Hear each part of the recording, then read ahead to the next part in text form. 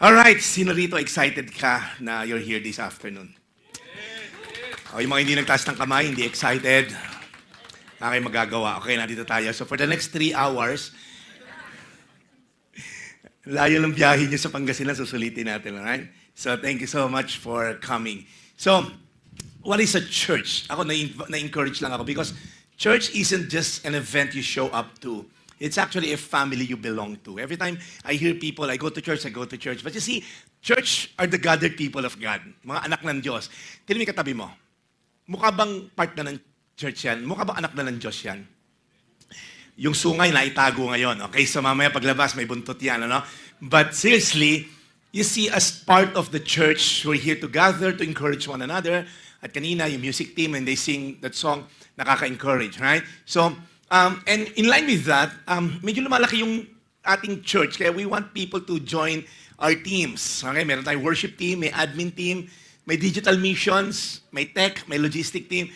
If you want to be part of this, gamitin yung talent nyo and all, please scan the QR code. Medyo, I was trying, ang ano ko talaga, when we started Anchor, parang it's purely sana digital lang. So we have our small studio, for the past 4 months dun sa Ortigas, and then ni Raid. Okay, so hindi yung studio ni Raid, yung compound, okay? So, nandito tayo ngayon, okay? Praise God. Maganda naman yung lugar. Ayan. Ano bang, okay lang ba yung brightness?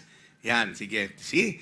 Yung mga, natin, mga technical natin, okay? So, sino dito mahilig ang kumanta? You can be part of the worship team. Sino sa inyo yung feeling mo, pag nasa banyo ka, ang galing mo kumanta? O doon na lang sa banyo kayo kumanta, wag na dito sa church, okay? Okay, so hindi kami tumatangga kasi baka kailangan mo mag-shower para makuha ka na rito. So, yung mga alto, sino alto? Joy, alto ka ba? Alto, no? Hindi, okay, alto, okay. Nandito kasi nanay mo, okay, no, okay lang kita. So, from Canada pa si mother, okay? So, if you can sing, or if you can play any musical instrument, ukulele, maracas, pwede na rin yan. And also, ito maganda to, yung tech team, you wanna be part of yung ginagawa ni Kuya Marvin, saka yung mga audio and video natin. Pero itong digital missions, mahalaga to. We need people sa social media management natin kasi marami tayong ginagawa sa online. Graphic designer, video editing, content planning, and then analyst and whatever, kung ano man yun. Alright, so ang gawin nyo lang, scan yung QR code. So, we've been doing a lot sa online. Ito kasi on-site lang to. Barely, ilan lang tayo rito. Mga 3,000 lang tayo rito, okay? Hindi, kunyari lang para sa mga nanonood. Laki pala ng venue. Okay, so may mga 40 lang tayo rito. Bilang na bilang ko kung ilang kayo eh. Kasi 100 yung dinala kong siopaw na toasted, ano? So, 60 na lang ngayon eh. Okay, so 40 lang kayo rito, okay? Unless may dumoble, si Dana kanina, 2. So, hindi, okay lang dumoble na lang, okay? Okay lang. Nahiya po, sa nanay mo na may isa. Marami nangyayari sa online, alright? In fact, meron tayong every Friday night na online. Like yesterday, we had one, yung Hangout Friday natin. So, how to join this WhatsApp community. Ang laki niya. It starts ng 8. Nagulat ako kasi may breakout room after lang ng mga 30-40 minutes of sharing and may kakanta si Phoebe and all. Merong mga testimony. Nagbe-breakout room. Supposed to be, it's a 15-minute breakout room. Alam niyo nangyari? Antok na ako, 11:00 na. May tao pa sa breakout room, hindi ko maisara yung laptop ko. So may isang taga-Canada, kachismisan yung taga-New Jersey. Hindi na chismisan, si Jesus pinag-uusapan nila. Tapos may isang taga-Marikina, nagkukwentuhan sila. Pumasok ako kasi ako yung host. Sabi ko, magsasara na po kasi yung laptop ko. Hindi ba kayo tapos dyan? Enjoy na enjoy sila. Parang mga kababayan, nagsasama-sama yan, okay? So if you wanna be part of that, ito po yung global community natin. Iscan nyo lang dyan. You'll be part of this global community natin sa WhatsApp. Nakakatuwa yan. Nasa Las Vegas ako the other week. Antaray, may ganun, may umapproach sa akin. Ay, Pastor Jeff, from London ako. Oh, wow, really? So, kumusta yung Queen? Okay naman po, Pastor. So, part siya ng WhatsApp. Nakita pa kami ron. So, parang sabi ko, okay yun Buti hindi ako nakita tumataya. Okay, so, nagsusugal pala sa Las Vegas, Nandun lang naman ako para mamasyal. So, ito yung mga WhatsApp natin. So, masaya siya, kulitan, and then nag-breakout room po yan. So, it's nice. And also, we have also mga couples natin. Anong tawag natin dito? 4 gifts of love. Yeah, kung paano maging in love sa isa't isa. Okay naman, yung mukhang hindi lang nag-aaway pero nag-aaway after nung Zoom. Kung sinabi ko sa'yo, umayos ka, di ba? So, mga ganon. You see, pero the point is this, okay? Pagka mga ganyan kasi, nagtatawanan kami, gandahan yung mga ngiti nyo dahil 5 million followers ni Pastor. You see, we want perfect shots sa mga picture, right? We live in a world na nire-reward pagka curated yung pictures, pagka yung pictures, alam niyo, controlled environment, maganda lighting, carefully edited version ng sarili mo. I just found out, ito tip ko sa inyo, sa Messenger pala, pwede ka na magpadala ng HD. Kunyari magsisend ka ng picture, libre lang tong tip na to. I-click nyo tong HD. O, taray, di ba? Kasi sinasabi nyo, pag nag-send sa Messenger, blurred yung mukha nyo. Di ba? Ang ganda ng picture kanina, ba't blurred ngayon, di ba? So, pag tinignan nyo, pwede na mag-send ng HD. So, we live in a world na we want curated, maayos, may filters. In fact, there's a news, husband filed for divorce after seeing his wife without makeup for the first time on their wedding night. Hindi ko alam kung totoo to, pero nakita ko lang sa news, di ba? Kasi nga, we've mastered the art of looking perfect sa Instagram, sa mga posts natin. Alam mo yun, hindi naman totoo minsan, right? So kumbaga, there's some things na gusto nating malaman ng tao sa labas, pero meron tayong mga tinatago na hindi dapat malaman sa public. Tama ba? Right? So, we crave for acceptance, pero there are things na hindi natin ino-open up. Sino dito yung mag-boyfriend, girlfriend pala kayo ngayon? Yan, si Rylan. Saka, okay? Okay, tama ba? Okay? So, maraming hindi alam. May kukwento ko sa tungkol kay Rylan. Lexi, ha? Okay? Kasi pag mag-boyfriend, girlfriend pa lang, hindi sinasabi lahat eh. Pag mag-asawa na, magkakagulatan. Ang baho pala ng paa mo, hindi mo sinabi. Pambihira, bambuhay kong amoy yung paa na to. Kami lakas mo pala maghilik. Sana in-inform mo naman ako na nakapag-earplugs ako. Sabi, di ba, nung napikot ako ni Grace, napikot talaga ako ni Grace. We just celebrated our 30th anniversary, di ba? So marami kong hindi sinabi sa kanya. Sabi ko, akala nga niya mayaman ako noon. Hindi niya alam na, hello, sobrang yaman ko, di ba? So, dinala ko sa probinsya namin. Sabi ko, lahat na nakikita mo na yan. Hindi amin yan. Okay? Si Mami Angie, inuunahan ako. Sabi na, pabalikin mo sa Bulacan to. Mamo, may ano yun eh, may latag yun eh, may punchline yun. Inunahan mo ko eh. So may mga sinabi, for me to be accepted, there are things na hindi ko sinabi kay Grace. Correct? Right? Ikaw, Rael, maraming kang di sinabi dyan kay Len, di ba? Ngayon pala nalaman ni Len yung iba. Alam niyo, ano ka nun, di ba? So there are things na you want to be loved and accepted, pero you withhold some information. Correct? So here's the thing, right? We want love, but we edit our lives before someone knows about it. You curate our lives, we protect our image, we manage how people sees us, alright?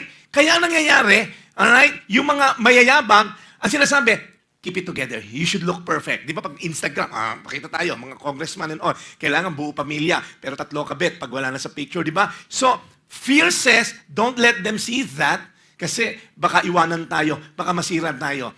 Yung shame naman sinasabi, you don't belong in this community, you don't deserve that. So here's the thing, bakit may mga front tayo and we don't want to go all out? Right? What if the very thing you're trying to hide is the exact thing Jesus is waiting to heal? You're trying to hide yung kasalanan mo, pero nung pala si Jesus gusto niyang pagalingin ka dyan. You're trying to have a front dahil yung pride mo says, baka maliitin tayo ng mga yan pag di tayo nagyamang. Makita natin na may kaya tayo. The very place where we try hardest to look perfect, yung pamilya mo, pinapakita mo sa mga social media mo na perfect ka halos, most of the time, it's the place we are most broken. The very place we try hardest to have a facade na we're perfect, we're good, oftentimes that's the very place we are broken. And maybe the Lord wants you to be fixed today. Gusto ni Lord ngayon, ayusin yung buhay mo. Amen? Sino dito naniniwala ka may ayusin pa si Lord sa buhay mo? Sino yung sinungaling? Hindi ka nagtaas ng kamay. Okay, very good. Okay, itong class ko ngayon lang. Alright? And that's the reason why we're having this series, Close Encounters. Over the next weeks, we're gonna go through different people's lives and stories. Last week, kay Nicodemus kay Zacchaeus tayo. Today, we're gonna look at this woman. And here's what we're saying. Look up here. If you are in church, but not in Christ, you are in danger. You are in church, but you're not in Christ. You are in danger. You can spend your whole life in church. Pwedeng dito ka pinanganak sa church, dito ka bininyagan, dinedicate, dito ka kinasal, dito ka rin ibuburol sa church, and you can still end up in hell. Because church won't bring you to heaven. Jesus said, I am the way, the truth, and the life. So, ito po ang labanan. Maaaring active ka sa church, pero hindi mo na-encounter si Christ. So, be careful na active ako sa church. So, una wala namang simbahan na physical noong unang panahon. They just meet in houses. So, kung akala mo, pagpunta ko ng Anchor, pagpunta ko ng Victory, pagpunta ko ng CCF, pagpunta ko ng JIL, whatever church you're part of, going to a physical church won't turn you into a Christian. I-try mo. Sino rito, kakakain mo sa Jollibee, naging burger ka na? Tingnan mo yung katabi mo. Pastor, mukhang burger pag dumighay eh. Pero, di ba, anybody here, kakakain mo sa KFC, mukha ka ng manok? Hindi ka nagiging manok kahit araw-araw ka mag-KFC. So if you think that you're gonna be a Christian simply because you're attending a church, no. You can be in church but not in Christ. And you're gonna be in great danger. And today, we're gonna look at the story of this woman in Luke chapter 7, verses 36 to 50. A sinful woman who's been forgiven. Sobrang ganda ng kwento na to kasi her great love was because she was forgiven much, sabi ni Jesus. So, itong babae na to na hindi pinangalanan, don't be parang doon ko kayo ma-confuse kasi tatlong incidents to, iba-ibang sitwasyon na iba-ibang babae. Isa, inanoint si Jesus sa oil, sa ulo, yung isa sa Bethany, yung isa pinangalanan Mary Magdalene, but this is another woman. And we're going to talk about worship. And what we've been saying is this: proximity doesn't guarantee intimacy. Hindi ngunit malapit ka kay pastor, malapit ka sa church. You can live in church, pwede tumira ka sa church, and never be intimate with God. So my point is this: don't ever assume that you're doing your quiet time, you're doing whatever you're doing in terms of religious duty, that you're gonna be intimate with God. All right?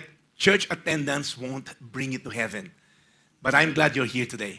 So kung pagod ka na parang 20 taon na ako nag-church, ba't hindi mabago-bago itong masama kong ugali?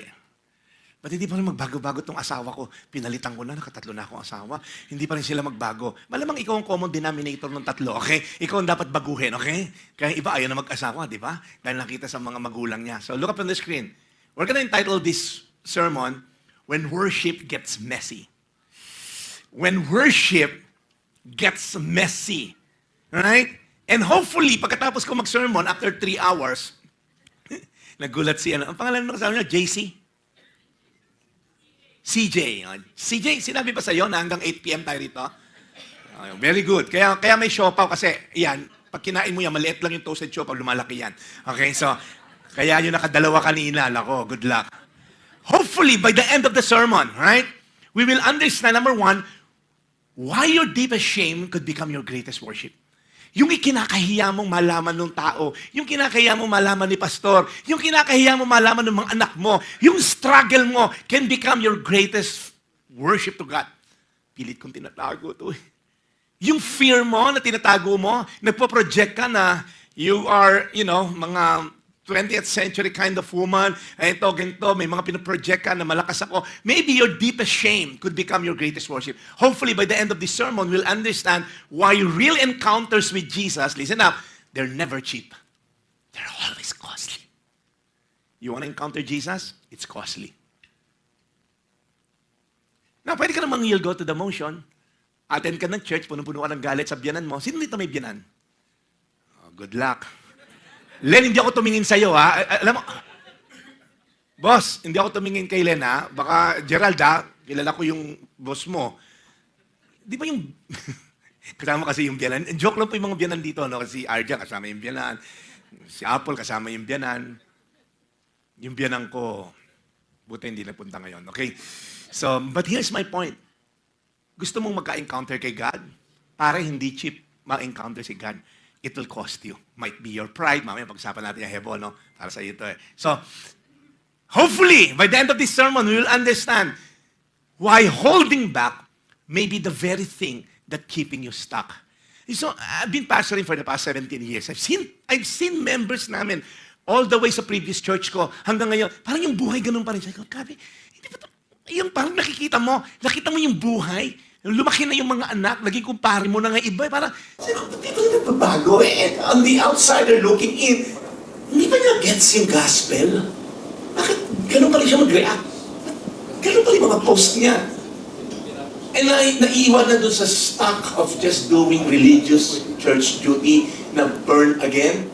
So be careful. So hopefully, pagkatapos ako mag-sermon ng 8 p.m., we will learn why holding back may be the very thing that keeping you stuck. 3 things. Number 1, let's talk about the broken worship of this woman. Real worship begins where pride ends.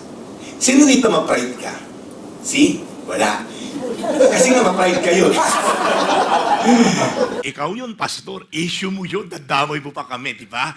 So alam ko naman walang ma-pride dito dahil puro kayo sinungaling. But here's my point. You wanna experience? Hindi, joke lang. Alam ko, mga perfect na kayo. In fact, tinatanggap lang dito sa Anchor, mga perfect.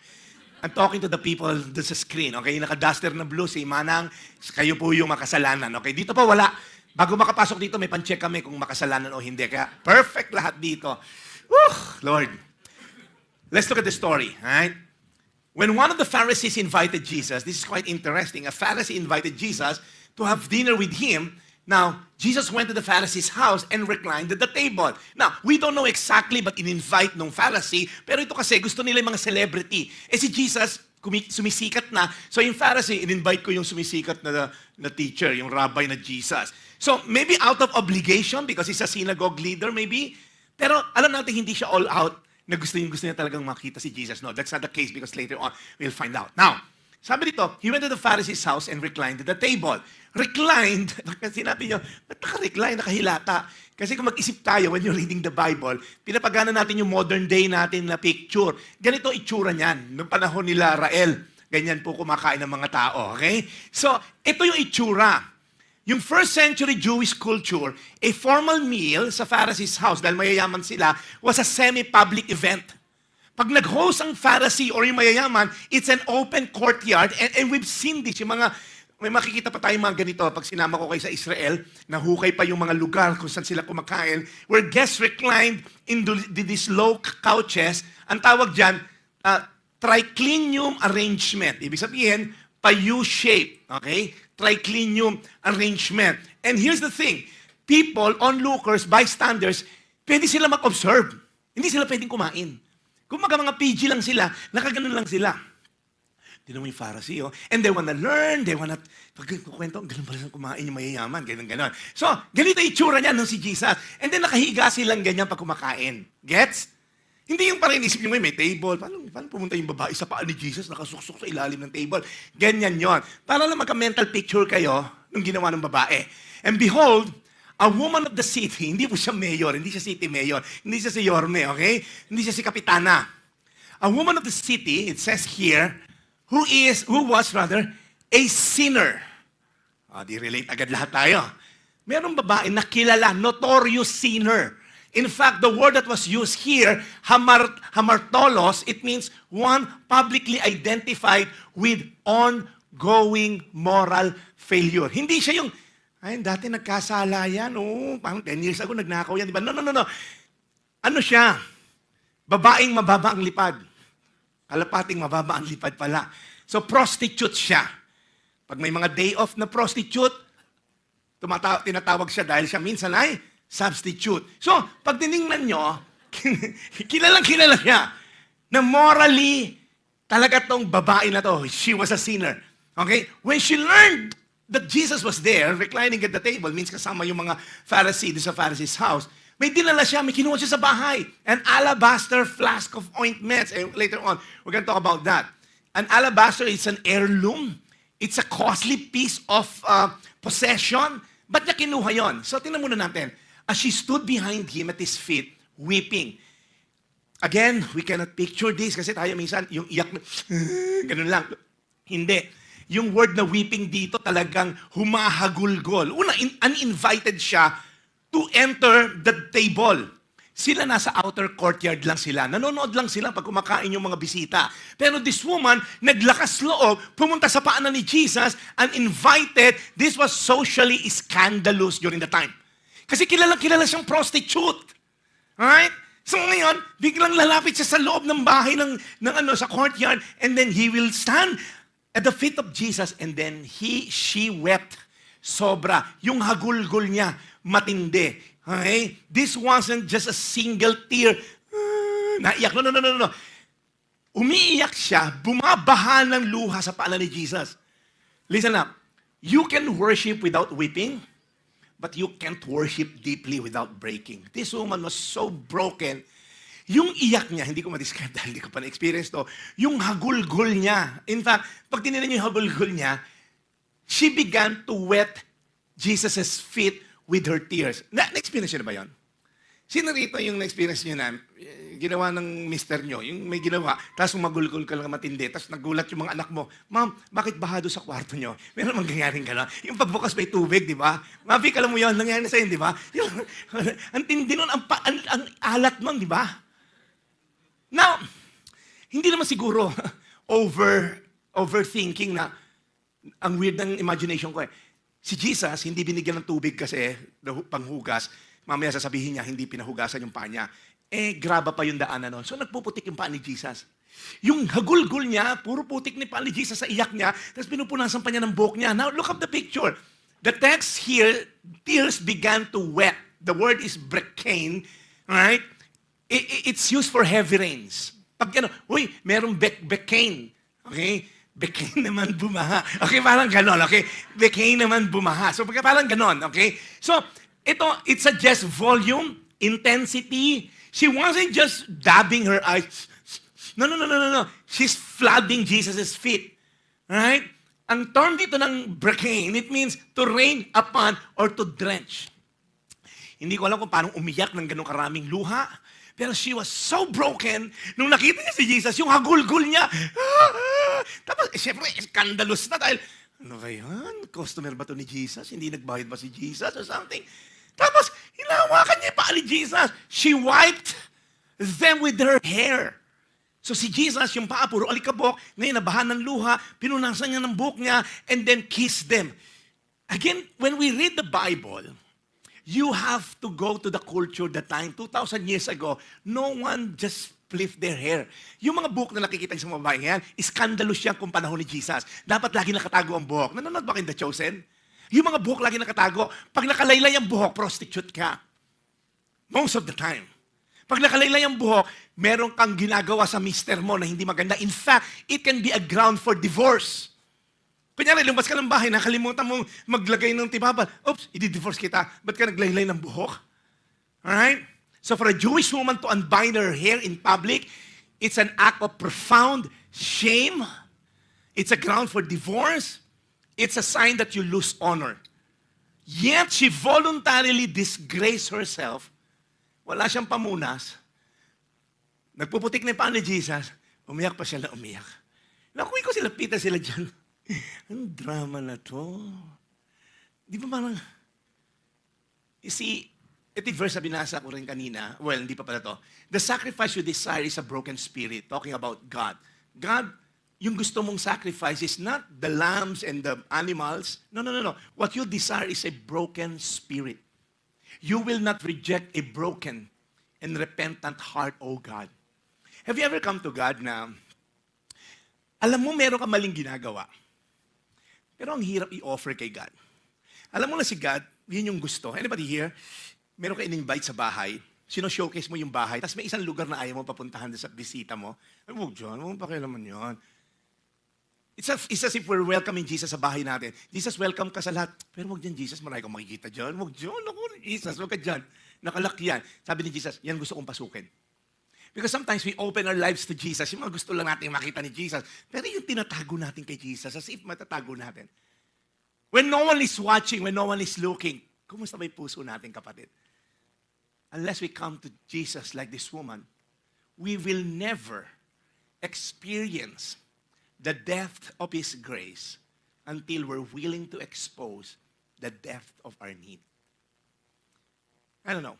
Sometimes kasi we come to Jesus, baka you're like me. Puro hiningi natin, puro temporal. Tingnan nyo. Tingnan yung mga prayer requests. I've been pastoring for 17 years. Pag binabasa ko yung mga prayer requests, lalo na sa former church natin, sa mega church that I pastor, puro temporal. And there's nothing wrong with that.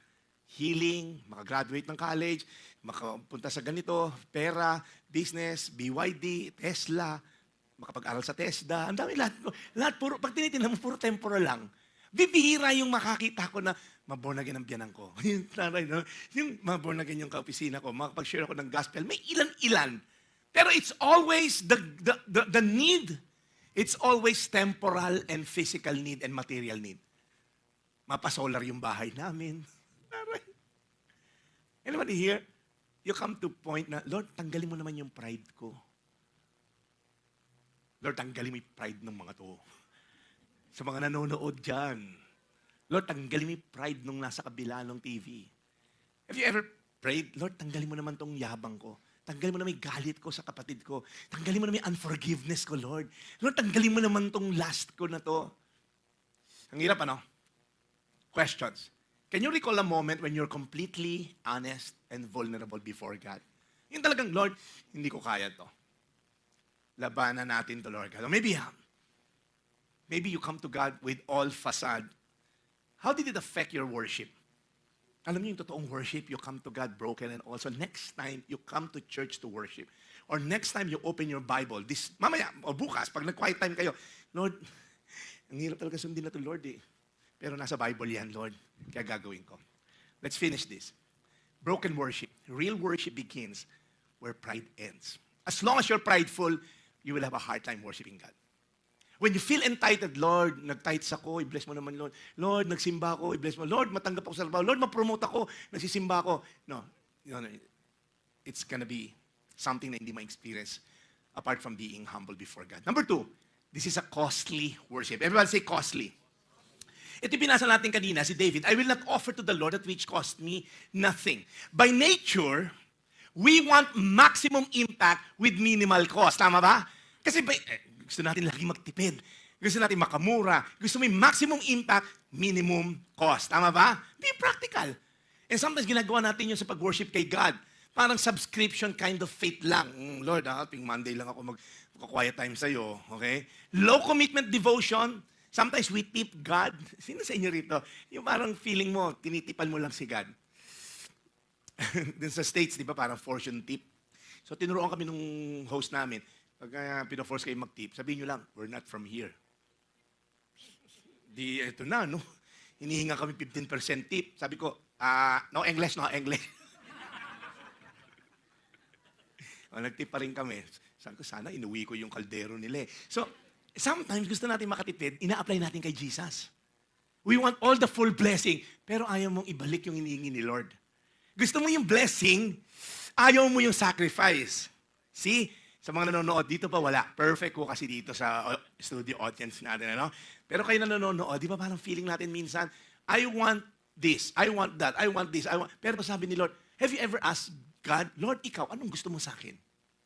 Kasi sometimes we think walang gusto sa atin si Lord na kunin. No. Maraming gusto si Lord sa yung hingin. Hingin niya yung pride mo. Hingin niya yung fear mo. Hingin niya yung insecurity mo. Right? And be careful. Tapusin na natin, natutulog na iba. Sabi dito, and lastly, after niya umiyak, nabahanay pa ni Jesus, pinunasan niya ng buhok niya, and then, pinaghahalikan niya pa ni Jesus, pinuhos niya yung perfume. Ano ba yung perfume na yan? Ito yung mga nahukay na mga alabaster jar. An alabaster jar, this is a pale kind of mineral that's soft enough para makarve. The Greek word perfume, it means alabastros, yung perfume base.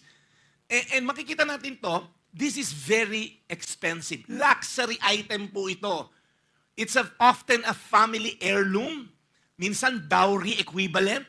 Gusto mo magpakasal, magbigay ka ng alabaster jar. It's worth a year's wage. Sabi nga nung isang version sa gospel, sinayang. Kasi isang taon daw to na sweldo. 300 dinari. You know what day's wage ngayon sa NCR? 695 pala na-realize ko. Okay? So imagine, 695 times 300. Anong sagot, Trina? Sino makakasagot? Namimigay ako eh. Kanino ba itong keyboard na to? Ayan, natatalino na mga to. Tama, 208,000. Mali ka pa, Marvin. Yung perfume na yon worth a year's wage, modern day, ang liit-liit na yon, it costs like modern day 208,500. That's all she's got. That was her retirement fund, her dowry, her safety net. In a culture na walang bangko, walang social security, walang SSS, walang pag-ibig, itong jar na to is her future. And she broke it, hindi na siya mababalik. One-time use lang to. Pag binrake mo siya, yung nard na laman no na perfume na sobrang mahal, aamoy sa buong bahay, and then, hindi na, wala na. Gamit na siya. And she poured it at the feet of Jesus. Sabi ni David, hindi ako magsasacrifice kay Lord ng walang value. Yung lip service, it's easy to say, Lord Jesus, I love you. Ano sabi ni Jesus? You call me Lord, Lord, but you do not do what I say? I don't know you. So be careful. Because sometimes, hallelujah, praise the Lord, born again ako. Sabi ni Lord, wag mo makipag-flirt sa opisina mo. Ba't lang ipag-flirt ka, may asawa ka na. Ikaw naman, God, tinitingnan ko lang kung may asim pa ako. Sabi, Lord, yung manok na yung palay na lumalapit sa manok.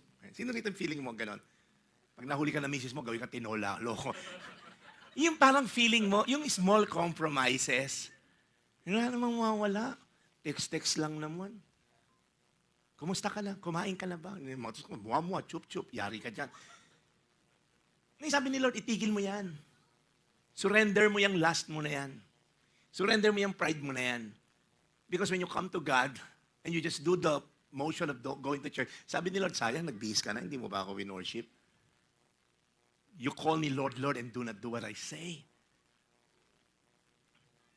Question. Ito, sagutin niyo to. What is my alabaster jar? The thing I have been withholding that Jesus is asking me to pour out.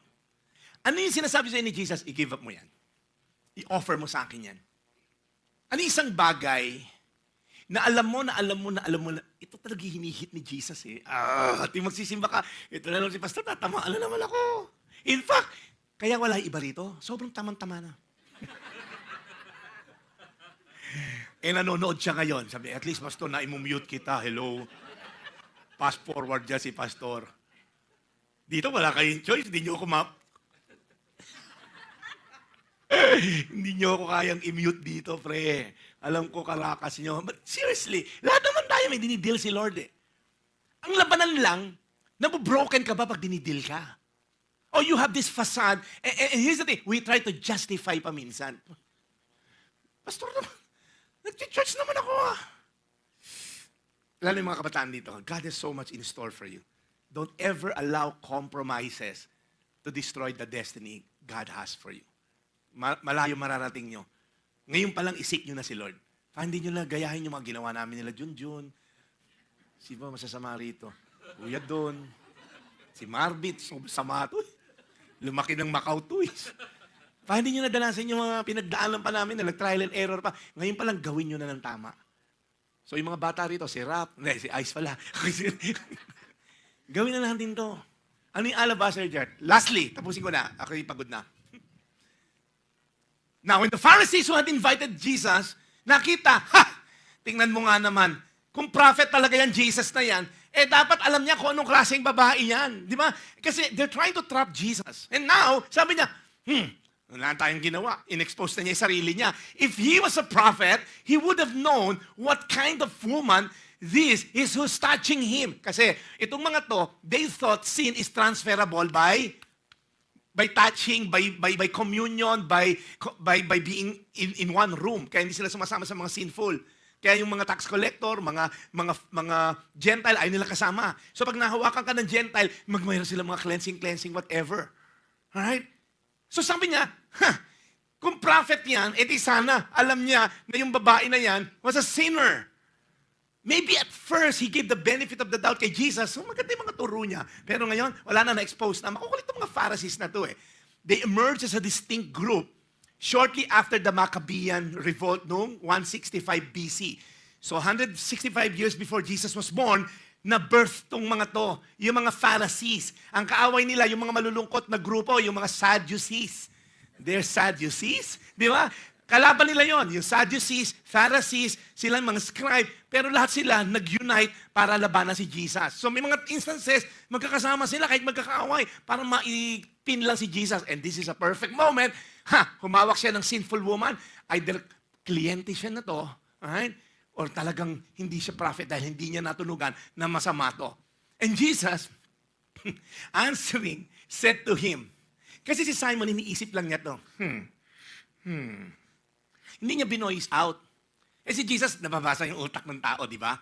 So, kaya yung mga nandito natutulog, pasok ni Jesus. So, sabi ni Jesus, sama nang iniisip na to si Simon. Si Simon yung, hindi to si Simon Peter, Simon yung Pharisee. Sabi niya, Simon, I have something to say to you. Ang sabi naman nila, say it, teacher. Alright? So, pag-usapan natin the root of worship. It's costly. It's a broken kind of worship. Tingnan natin yung root ng babae na to. Bakit siya ganun mag-worship? He was forgiven much, loved much. Right? Tingnan natin. A certain money lender had 2 debtors. So, kinuwento niya, Simon, may kwento ako sa'yo. Merong isang mayaman na merong 2 taong may utang sa kanya. Yung isa, 500 denarii. Okay, that's around 350,000 pesos. At yung isa, 50 lang na denarii. Pareho may utang. Ang ginawa ng mayaman, kinansel lahat. Oy, ikaw, 500. Ikaw, 50. Wala na kayo parehong utang. Okay? Pirmahan ko yan, debt-free na kayo. Now, sino sa kanila will love the person na nagpatawad sa kanila? Sagot ni Simon, ang dali naman ang tanong. I suppose, the one who had a larger debt. Ang sabi ni Jesus, you have judged rightly. So, si Simon, tinitingnan yung mga kasamahan niyang Pharisee, kumikindat pa. Dali naman ang tanong. Kaya ko to, and all. So, akala niya, naisa na niya si Jesus, and now, nirebuke na siya ni Jesus. Turning towards the woman. So yung babae, iyak ng iyak, mabango na yung buong paligid, he look at the woman. And then sinabi niya, you know what, Simon? Do you see this woman? Alright? I entered your house, hindi mo ko binigyan ng water for my feet, which is basic, customary hospitality. Kasi po, graba yung mga daan nun, wala namang highway, wala namang Uber nun, sila Jesus, lakad ng lakad, madudumi paa. So kung papasok ka sa bahay, may hugasan ng paa doon. Hindi nila inofera si Jesus, nang bastos ang dating. You offered me no water for my feet, but she has wet my feet with her tears and wiped them with her hair. You gave me no kiss. Yung kiss nila, yung pag-welcome, it's a practice. Shalom, shalom, shalom, mga 3 times and all. But from the time I came in, she has not ceased to kiss my feet. So sinasabi, ikaw Simon, kasi nabasa ni Jesus na ina-accuse mo to, na sinner and all, tapos, you did not anoint my head with oil. So, nilalagyan ng anointing oil, yung mga bisita, para ma-freshen up, para mabango and all. And then, sabi, she has anointed my feet with ointment. Therefore, I'll tell you, Simon, yung mga kasalanan niya, which are, by the way, many, they're forgiven. For she loved much. But he who has forgiven little, right, has little, loved little. So, listen up. Forgiven, this woman was forgiven first, then responded in love. Her tears are result of prior forgiveness. So apparently, this woman, kilala niya si Jesus. Napatawad na siya. Tingnan nyo ha. She was forgiven, that's why she loved. Oftentimes, balik kasi tayo eh. Mamahalin kita, Lord, patawarin mo ako. Baliktad, pinatawad ka ni Lord at your worst. And then you respond, Lord, how can you forgive me? Paano mo ako mapapatawad? Sobrang dumi ko, sobrang sama ko. Yun ang experience ng babae. Minahal siya at her worst. That's why yung response niya, iyak lang siya ng iyak. How can I not love this Jesus? Tayo, baliktad tayo kasi eh. That's why this worship is messy. Yung tears niya are evidence, hindi payment for her sin. Jesus, listen up, this is very important. Jesus is not moved by emotion. He is moved by faith.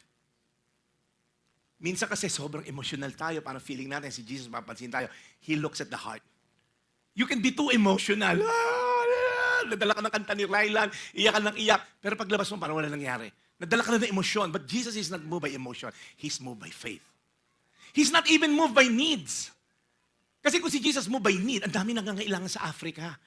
But Jesus is moved by faith. A mustard seed of faith. We were praying for Ate Pinky the other day. Si Ate Pinky, pinakaba kami na to. Hinimatay na naman, kakasimba lang doon sa last Saturday. Pero while we were praying, and a lot of people are praying, and now she's here, because alam niya, pinagaling na siya ni Lord. Tama ba, Ate Pinky? Halalabas lang niya ng Medical City. May dextrose pa nga kanina eh. Pero her first agenda, mag-worship kay Lord. Kasi alam niya, pinagaling na siya ni Lord. Pero yung result, darating pa lang. But it doesn't matter. Kasi naniniwala siya, pinagaling na ako ni Lord. Faith is being sure of what you hope for, and you're so assured and certain of what you do not see. Kasi hindi siya to see is to believe. No. To believe is to see. Maniwala ka, mangyayari. Hindi yung, gawin mo muna, Lord, maniniwala ako. Payamanin mo ako, Lord. Sige, mag-worship ako sa'yo. Magta-tithes pa nga ako. Gusto mo, 20% pa. Payamanin mo lang ako. Hindi mangyayari yun. That's why be careful. Forgiveness produces love, not the other way around. Akala kasi na iba, ay, mapagmahal yung babae, kaya pinatawad ni Jesus. Baliktad. Remember the story? Nung nakita niya si Jesus, nandun, uwi ako, kukunin kay Alabaster Jar ko. Nagkita na sila kasi ni Jesus prior to this. She heard about the forgiveness of Jesus. She was forgiven by Jesus. You see, love is not the requirement for forgiveness. It is the evidence of forgiveness. Kaya minsan hindi natin mahal si Lord. Kasi parang feeling mo, hindi mo naman kailangan yung forgiveness ni Lord eh. We don't love to be forgiven. We love because we are forgiven. Tingnan niyo yung verse. Therefore I tell you, her sins, which are many. Another point, awareness of sin determines the depth of love. Pag hindi ka aware na you're sinful, hindi ka aware that you need the grace of God, you will never really appreciate God. When you come here na, hindi mo naman tulad ng katabi ko, talaga mukhang makasalanan to, mukhang addict to eh. When you try to compare, tapos feeling mo ikaw wala, you see, the awareness of how much she was forgiven produced how deeply she loved.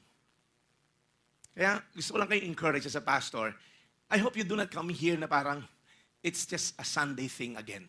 No, pag uwi mo, Lord, ano ba talaga, Lord, gusto mong baguhin sa akin? Yung galit ko sa biyanan ko, yung galit ko sa asawa, yung galit ko sa kapatid ko, yung galit ko, ano ba yung gusto mong baguhin, Lord? Kasi kung hindi mo di-deal yun, wala lang, you'll just go in the motion.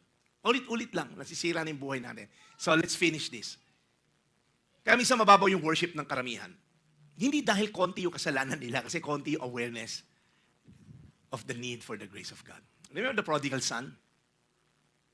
God's grace doesn't wait for you to get your act together. It runs to meet you exactly where you are. I love the picture lagi ng prodigal son. Pag may kasalanan ako kay Lord, Lord, patawarin mo naman ako, Lord. Yung grace niya, never a man of authority runs. Hindi tumatakbo ang man of authority. In the story, the father ran to the son. Never nangyari. Sa history, a man of authority will run, lalo na makasalanan yung anak. In the story of prodigal son, the dad ran to meet the son. Can't wait to hug his son. As sinful as he is. Diba, nagpakain siya ng baboy. Siya yung unang amboy. Amoy baboy. Talaga siyang amoy baboy talaga. Amboy talaga to, hindi American boy. Amoy baboy to, pero tas niyakap. Tapos magsasalita pa yung anak, yung salita, ibalik mo yung ring, yung robe, yung sandals. Let's end. 1 John 4:19. Tingnan mo. Kala mo, mahal mo si Lord? Hindi. We love because He first loved us.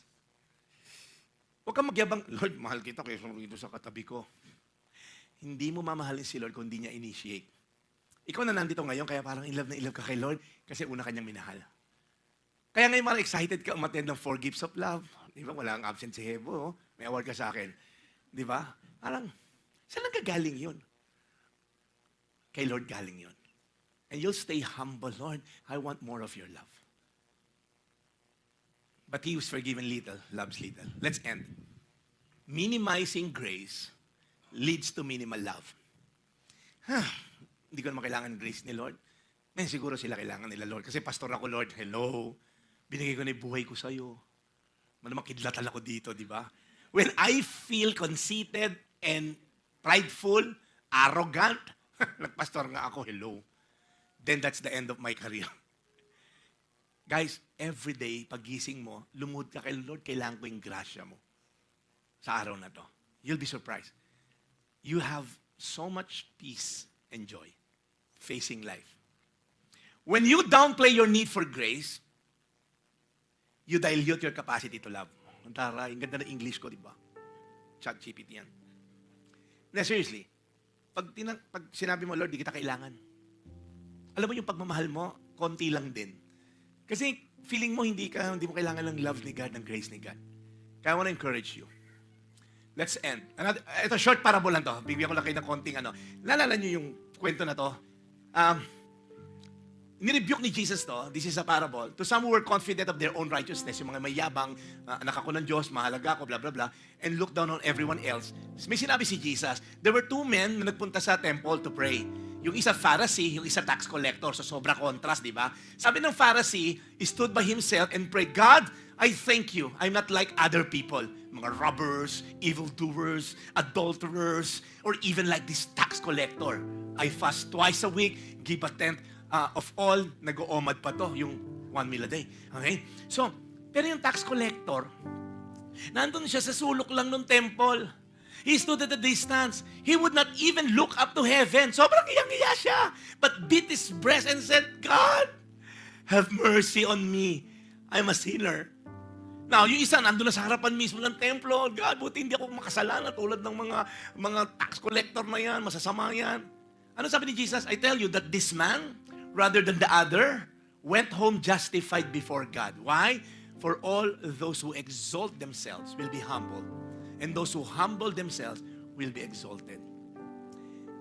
My hope and prayer, lahat tayo, we're gonna sing a song later on. Yung, alam mo, ang sarap pag hindi ka mayabang kay Lord. Yung, Lord, lahat to wala, lahat tong kwenta. Yung marriage na to, wala to, Lord, mararating kung wala ka. Yung iluluhod mo kay Lord every day, you'll find grace. Sabi sa Bible, His grace and mercy, they're new every morning. I want to end. Worship might be messy. Pero ano ending? Sabi ni Jesus, your sins are forgiven. Your faith has healed you. You know the word peace, the word shalom, it means there's completion. It means there's nothing is broken. It means nothing missing. When you say shalom, it means nothing broken, nothing missing.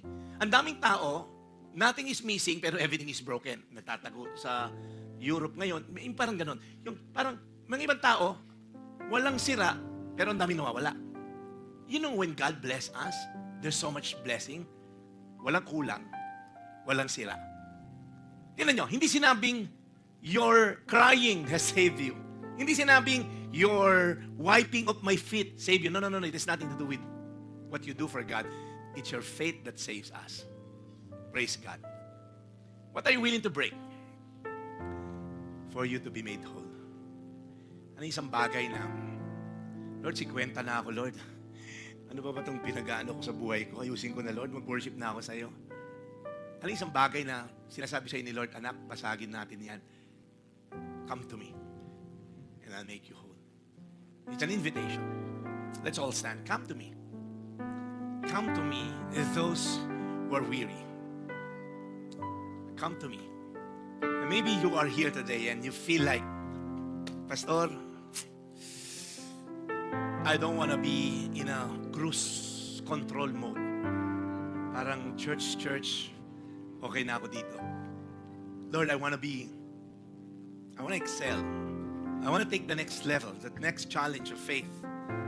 I want to be used by you. Gusto ko, Lord, gamitin mo ako. Gusto ko, Lord, baguhin mo yung marriage ko. Baguhin mo, Lord, yung pamilya ko. Baguhin mo yung parenting style ko, the way you want me to parent my children. So, even ng mga taong nanonood ngayon, if you're watching and you feel like this message is for you, we're gonna pray today.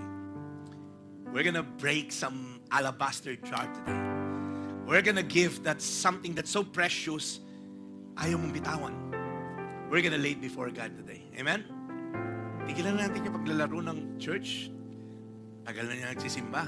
Hindi pa rin nababago ni Lord yung gusto niyang baguhin sa iyo. Ngayong araw na to, babaguhin ni Lord yan. Let's bow down our heads. Lord, we commit this time to you. Lord, nakaka-relate kami sa babae na to. Pero Lord, iba yung response namin minsan. Meron kaming condemnation and guilt. Na dahil makasalanan kami, ayaw namin lumapit sa iyo. Pero Lord, iba siya. Kaya hanggang ngayon, pinagkukwentuhan pa ang buhay niya 2,000 years after. And millions of people have been encouraged ng storya niya throughout history. And today, may ini-encourage kang isang tao, dalawa maybe, dito sa bulwagan na to. And even to the people watching online. You're encouraging them to break that alabaster jar, to break what they treasure the most that you don't want in their lives. You are trying to break right now in the spiritual realm, Lord, in the name of Jesus.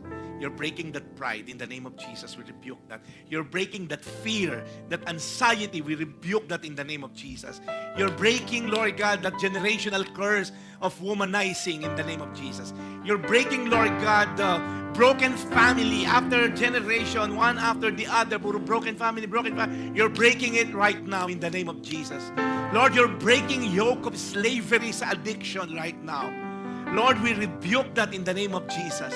Whatever addiction, Lord God, ang nag-hound sa kanila, it's been holding them, Lord God, paralyzing them, imprisoning them, in the name of Jesus, nire-rebuke namin, Lord. Tanggalin niyo po, Panginoon, ang mga kapit na to, ng mga addiction sa buhay nila. Father, right now, we're offering it before you. We don't know how to do this. We don't know what will happen after this. But one thing we do know, you can make us whole. We're worshiping right now. We're glorifying you right now. We're lifting up to you right now. Lord, in the name of Jesus. Lord, we come before you. Lord, we come before you. Lord, tanggalin niyo po, Panginoon. We rebuke, Lord God, whatever we treasure na hindi karapat-dapat, Lord, sa paningin mo. We are offering it before you now. We're crying on the inside, Lord God. We're weeping. We're crying. We're broken. Lord, you do not desire sacrifices, Lord God. What you desire is a broken spirit before you. So, Panginoon, patawarin mo kami, Lord God. If we're just going through the notion of church, Lord, may this be a divine intervention sa mga nanonood, Lord, ngayon, sa kanilang mga tahanan. Sa nanonood sa kanilang mga cellphone, nasa gym, nasan man sila ngayon, sa kotse, Lord, in the name of Jesus Christ, touch them right now. Heal them right now. Break them right now so that they can be made whole. Father, in the name of Jesus, we're singing this song to you, Lord. We want to be still before you. We want to be still before you. As we are singing this song, I want you to talk to God. Lord, tagal kong binibaby na to, Lord, ibigay ko na nga sa'yo. And watch how God moves. Let's just worship this through this song. We're gonna end now. Let me just struck by this verse. When Jesus was dying on the cross, it says, forgive them. You see, the forgiveness that God extends to us is not cheap. Right? It costs the life of His one and only Son. Para lang ikaw ma-forgive. Kasi sometimes we tend to downplay yung forgiveness ni Christ kasi mapagpatawad naman siya. But for you to be forgiven, for that to be made possible, Jesus needed to die at the cross. So yung forgiveness na binibigay sa'yo, hindi siya cheap. Hindi siya, God naman siya, yung patawad siya. No. He had to go through this so that your forgiveness will be made possible. I don't know about you, but sometimes we tend to overlook the grace of God. Diyos naman yung mapagpatawad niya. And sometimes you see mga tao dun, ini-interview sa TV, mabait naman si God, mapagpatawad siya. They thought that God's love is, parang inugot lang sa kawalan. No. Jesus needed to die para mapatawad ka. If He didn't die on the cross, hindi kanya pwedeng patawarin. Because somebody needs to pay. He paid the sin that we owe to God. Kaya next time you feel like, God naman yan, patawarin mo lang ako sa kasalanan ko. Para minamaliit natin. No. He died on that cross. And He said, forgive them. For they're clueless what they're doing. And I want to encourage you today. If there's something in your life that needs forgiveness, if there's something in your heart today that needs, or maybe you need to forgive someone, bear in mind it's costly. Salvation is free, but it costs so much to the giver. It costs His one and only Son. So, ako lang, parang, I'm old. This is my what? This is my third church I'm pastoring. And I don't wanna just go with the motion. Magpastor na lang. Wala mga ibang pwedeng gawin. Ang dami kong pwedeng gawin. So when I was talking to God, will I pastor a bunch of consumer? That's why we don't open, this is not being announced on my social media because we don't want people to just come here from another church and just transfer here. We want to reach people for God because we believe we're not designed to consume a Sunday sermon. We're designed to go out there and be the salt and the light in this dark world. Kaya ang dasal ko lang, yes, we come here on a Saturday, pero I dismiss you on a Saturday din as well. And be a blessing, reach out to many people and share the goodness of God. Amen? Don't be a consumer Christian. Yung consume ka lang ng consume, yung 30 years ka lang Christian, kabisado mo lang naman yung sinikunento ko pero nothing's changing in your life. There's no evidence of transformation. You know, if you are overflowing with God's love, you cannot help but overflow with God's love. It's either you have it or you don't. It's like squeezing an orange. Pag piniga mo yan, orange juice lalabas yan. So kung wala kang love ni God, puro hatred lumalabas sa'yo, it means you're full of hatred. That's why I want to encourage you today. Your salvation was made possible because Jesus died on that cross. It's not cheap. Don't ever trade God's holiness with cheap alternatives. Lord, we thank you. Napakabuti mo, Lord, sa buhay namin. Lord, we invest so much coming here. Time, resources, energy. Pwedeng natulog na lang kami. Pwede si Ate Pinky, nagpahinga na lang sa bahay. Kakalabas na sa ospital. Pwedeng iba rito, nag-online na lang kami. Okay naman online. Pwede namang di na kami nag-park. Layo pa ng dilakad namin. But Lord, we're here today not because we want to go to church, but we want to encounter your presence. And Lord, as we do so, Lord, baguhin mo naman kami. Yung mga hindi karapat-dapat sa puso namin, Lord, tanggalin mo na, Lord. So that we will not come here every Saturday na parang paulit-ulit lang. Nag-i-enjoy dahil nakikita mga kaibigan, magdi-dinner after. But Lord, we're not after those things. We're after you. Kasi Lord, ma-enjoy namin ng church pero hindi ka namin na-encounter, walang kwenta, Lord, ang church. We might be in church but not in Christ. We are in great danger. So Lord, today, as that woman encountered you, Lord, ma-encounter ka namin. Huwag kami maging consumer lang, Lord, dito sa church na to. But become producers, disciples, reaching out to the lost. We honor you, Lord, today in Jesus' mighty name. Amen. Amen. Amen.